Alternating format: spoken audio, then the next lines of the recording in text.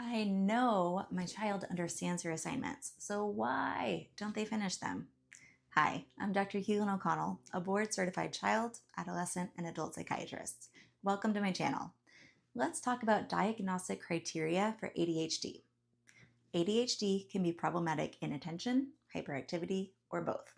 In this video, we're focusing on problematic inattention or focus. As we begin, I'd like to remind everyone that although symptoms of ADHD should be noticeable to others, an actual diagnosis should only be made by a trained clinician. Healthcare professionals in the US and many other parts of the world use the Diagnostic and Statistical Manual of Mental Health, or DSM-5, as the authoritative guide to the diagnosis of mental disorders. Okay, so back to diagnostic criteria for inattentive ADHD. These behaviors that we'll be discussing should be present for 6 months or more, be more severe than expected for age and developmental level, occur in 2 or more settings, so home, school, extracurricular activities, etc., be noticeable to others, they should be present before age 12, and they should significantly interfere with daily life. A person with inattentive ADHD typically has at least 6 of the following 9 symptoms. That's right, we're going through the 9 symptoms right now, so buckle in. The first symptom a person with inattentive ADHD may exhibit is making careless mistakes or overlooking important details. So, for example, your child may return home with their classwork from the week and you notice that they only finished the first half. Or they may have skipped random questions that you're sure they're capable of answering. Or perhaps the homework instructed them to show their work on a problem, but they didn't do so. Our first instinct may be to believe that a kid was being lazy or even acting rebellious. But in ADHD, this is usually not the case.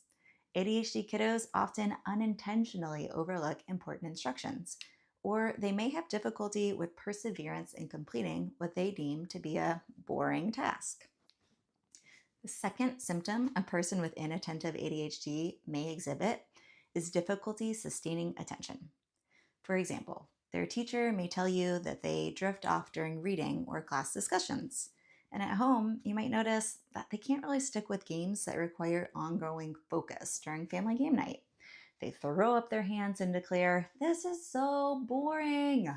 I just want to go outside and dig holes in the backyard instead." And these behaviors aren't a once in a while occurrence. They're pretty consistent and common. The third symptom, they don't seem to listen when spoken to directly. You may have to call their name several times to get their attention. Or you may notice a blank look on their face when you give them verbal directions. Or perhaps they nod along as you give verbal directions, but then they don't complete the task correctly, or they don't complete the task at all. Why don't they just ask for clarification?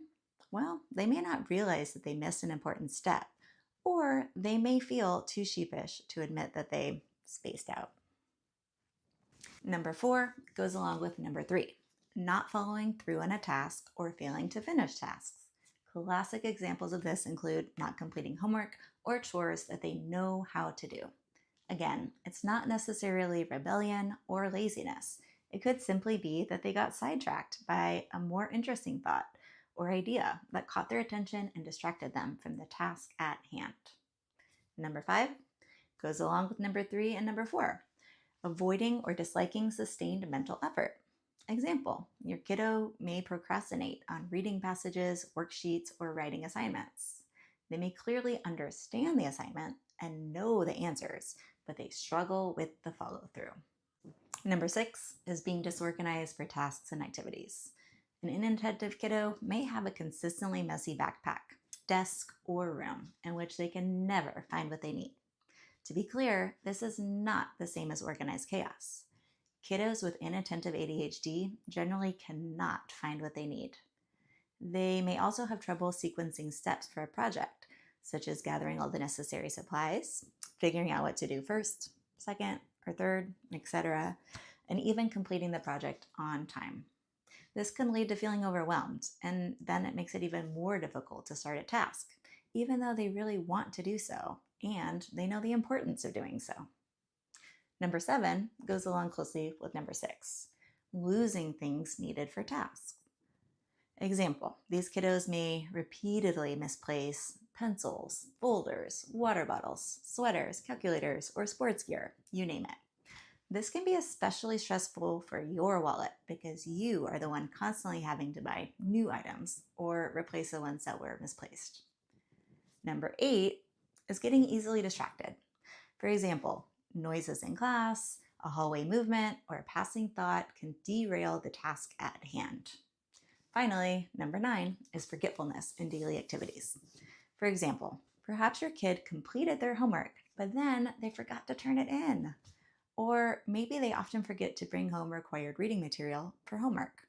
Or they packed their lunch that morning, it was all ready to go, somehow didn't make it in their backpack, they didn't take it to school. Whew, okay, so there you have it, a list of the inattentive symptoms that providers look for in determining whether a child may have inattentive ADHD. In my other videos, I'll discuss hyperactive and impulsive symptoms that can often accompany a diagnosis of ADHD. Thanks for sticking with me, and I'll see you in my other videos. Bye.